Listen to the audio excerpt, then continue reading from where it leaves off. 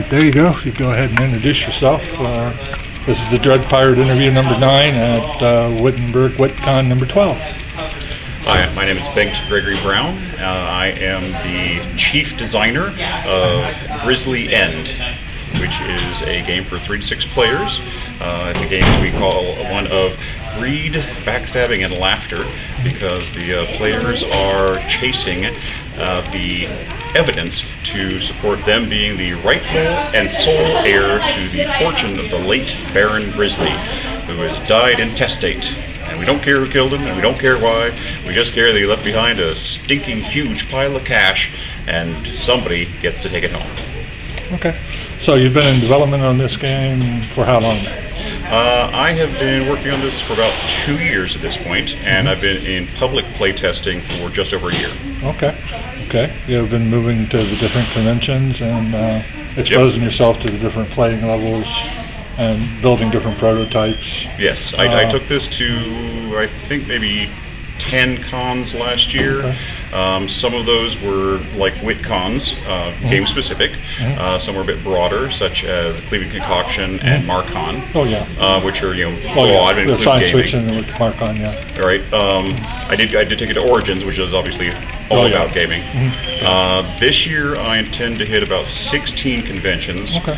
I also do some other things, such as places like Kingmakers in Columbus. There's a game salon, occasionally has a game designer day. Okay. One of the designers I know in Columbus throws a gala from time to time. He'll bring in half a dozen designers with their prototypes and promote those. And I do private parties. Okay, well that's good. That's the way to do it. Build the brand. What has been your major challenge in designing? Well, as I'm very, very conscious that my greatest asset has been art, because I started with a collection of hundreds of pieces of art, and I'm using those throughout the game. So that has never been my issue. My issue has been making the art fit into the format that I need it to for a game. The best scale for displaying the board, for example, would be roughly 4 feet on a side, which is too large. So figuring out how much smaller I can get it without losing the incredible levels of detail that my artist has put in, it has been a very significant challenge. Okay. What's been your greatest joy in developing it? Boy, I like so many parts of Designing designing and developing, but I'd say it has to be the feedback.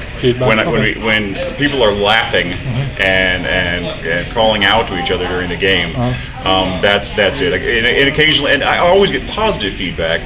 I occasionally will hit the person who's just head over heels about the game. I recall a young lady from Michigan who played it at Origins last year and said, "Oh my God, I had no idea how much I needed this game before I played it."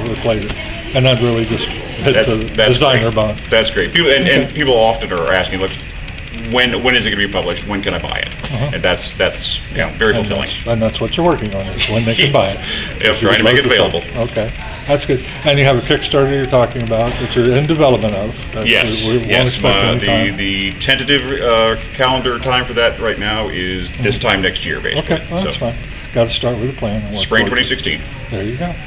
Okay, well, I don't think, is there anything more that you'd like to discuss about? We'll keep it short and sweet. Okay. Well, thank you very much. No problem. Thank you. And then I'll have it up on my